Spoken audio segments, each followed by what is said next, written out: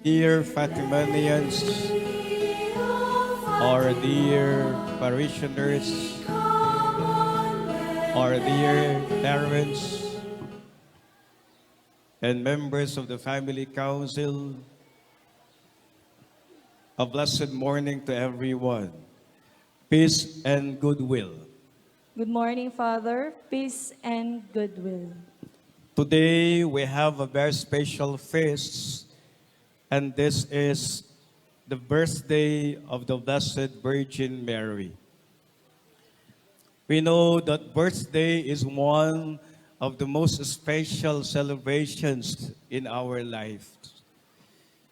Kung meron mang isang araw o kaya'y celebration or pangyayari o pagdiriwang na hindi sana natin makakalimutan ay ang kaarawan ng isang tao. Kung tayo po, napakahalaga po ang birthday, mas mahalaga po ang birthday ngayong araw na ito dahil ito'y kaarawan ng napakahalagang tao.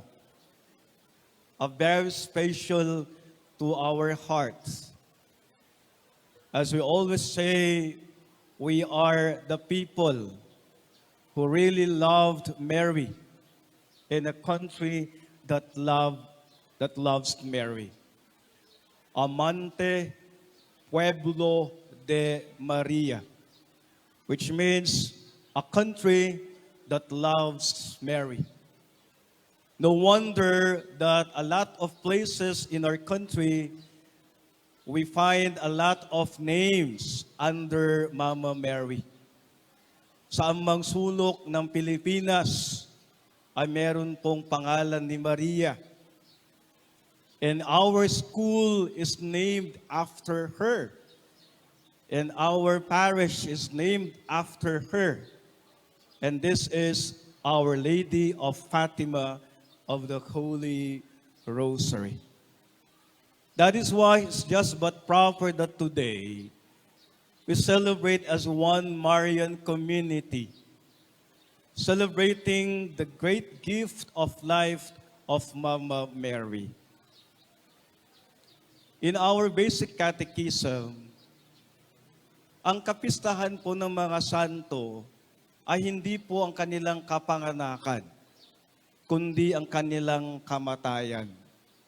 Because when they die, the saints, they have this birth, new birth in heaven.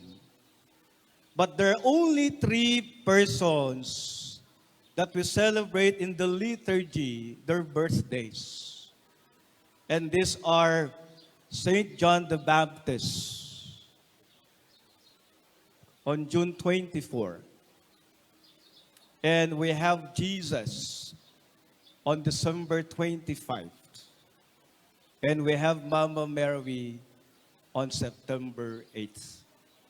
So these are only 3 persons whose birthday we celebrate. And the rest of the saints, martyrs, we celebrate their death anniversary. And what is the significance of the birthday of Mama Mary?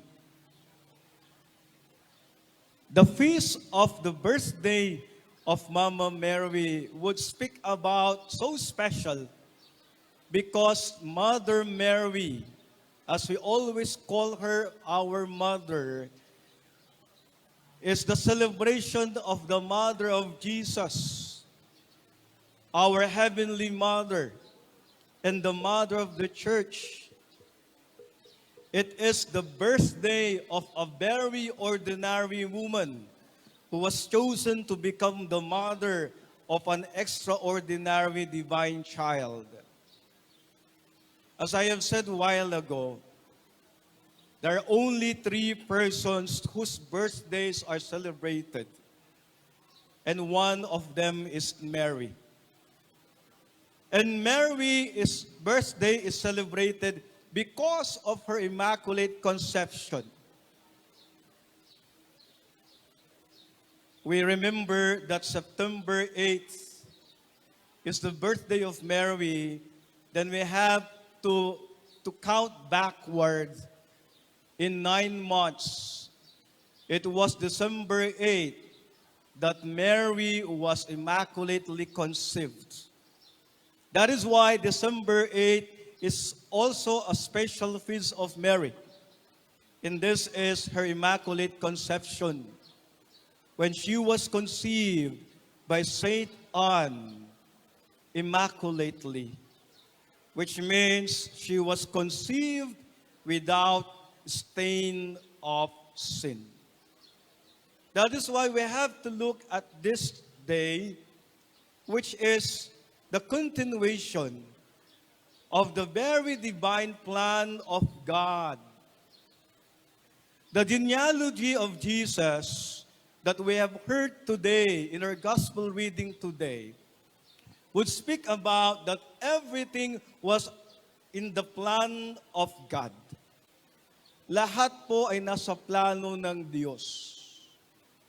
Kung hindi po pinanganak si Maria, marahil hindi po natuloy o nasa katuparan. The very plan of God was not fulfilled if not with Mary. She was an instrument of the divine plan of God. So you could just imagine that Mary was so special. Mary was in the plan of God. And Mary was in the divine plan of God. And that is to save humanity. And we see in here, my dear brothers and sisters, that as we honor Mary today, we are honoring Mary because God has done great things for her. God chose her to be the mother of Jesus, His Son. Mary was filled with the Holy Spirit twice. And Mary embodied all virtues. That is why He was being called full of grace. And she is our Heavenly Mother by allowing her to become the most active participant with Christ, her Son, in our redemption. As we celebrate today the birth of Mama Mary, we are celebrating as her children, and that we are supposed to give a suitable birthday gift to our Heavenly Mother. Kaya nga po tayo po'y natutuwa, tayo po'y nagagalak, our soul rejoices, filled with God's great blessing. For today we celebrate the birthday of Mama Mary. And that sana ang ating pong munting regalo kay Maria ay ang our willingness to follow her example and her virtues. Every mother wants her children to inherit and acquire all her good qualities. And this is the reason why the best gift that we can give to Mama Mary is for us to become holy children of a holy mother. So sana po, katulad po ni Maria, ay hangad din po natin na tularan si Maria sa kaniyang pamumuhay at halimbawa. Let us make this day a start to practice the virtues of Mary. Let us practice her virtues first, the virtue of trusting faith in the power of God, that we always believe that God makes things possible. Let us have the faith of Mary when she said, I am the handmaid of the Lord, be it done to me according to your word. The fiat of Mary would remind us of her faith in God. nagtitiwala si Maria, nagtitiwala sa kalooban ng Diyos, nagtitiwala lagi sa Diyos. Sana katulad rin po tayo sa Kanya, na ipagkakatiwala natin lahat sa Diyos sa pamamagitan ni Maria. Let us always have this trusting faith, that of Mary, in the fiat, in our fiat to God. Always remember, nothing is impossible for God.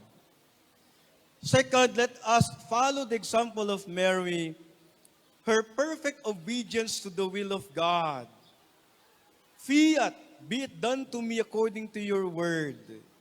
Be it done to me according to your will.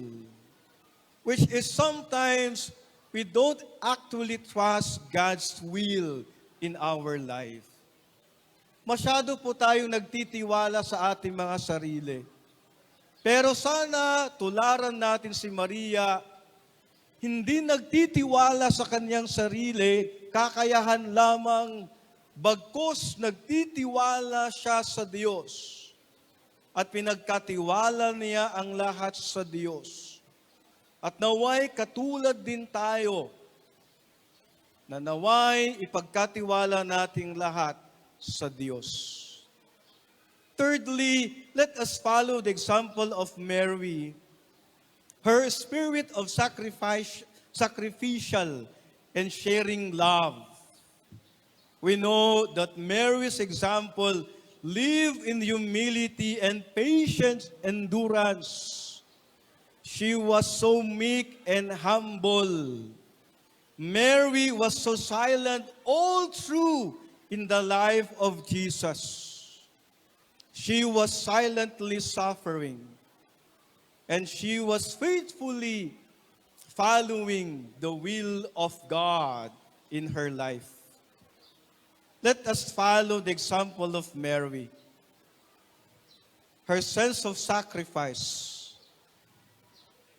her sense of sharing love, and lastly, let us follow the example of Mary, and this is the acceptance of suffering with 100% commitment to her heroic mission. If there is one person that would inspire us today, that would always remind us that there is a great reward awaiting for us in heaven, and this is no other than our Blessed Virgin Mary. As we celebrate her birthday today, may the best gift that we can give her today is our commitment and desire to follow the examples of Mary. Mary was so humble. Mary was so simple. Mary was so faithful. And Mary was so thankful. And Mary was so pure in her heart and intentions and in her life. Let us follow Mary's example today as the best gift that we could give her on her birthday. At naway, sa ating pagdiriwang ng kaarawan ng ating Inang Maria, hindi lang po tayo magdiriwang, kundi tayo po'y mangangako na susundin natin ang kanyang halimbawa. Para sa ganon, maging ganap tayong anak ni Maria. Let us be a true children of Mary. And with that, with grateful heart, let us always say, Mama Mary, intercede for us.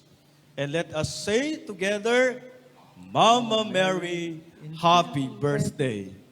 Mama Mary, happy birthday. Palakpan po natin si Mama Mary.